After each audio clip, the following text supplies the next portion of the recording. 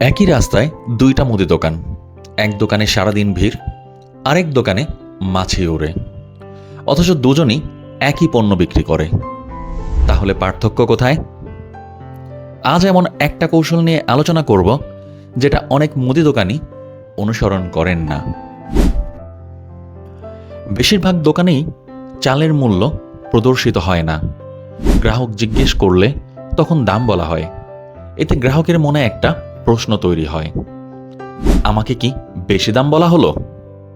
কিন্তু যখন দোকানের সামনে স্পষ্ট করে দাম লেখা থাকে তখন সন্দেহ কমে যায়, আস্থা বৃদ্ধি পায়। তবে একটা শর্ত আছে, শুধু দাম লিখে রাখলেই হবে না। নির্ধারিত দাম যদি আশপাশের দোকানের চেয়ে বেশি হয় তাহলে এই কৌশল উল্টো কাজ করবে।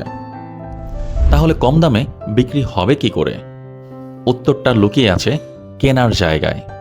যারা সরাসরি মিল বা বড় পাইকারদের কাছ থেকে পণ্য কিনে তারা সাধারণত কম দামে কিনতে পারে।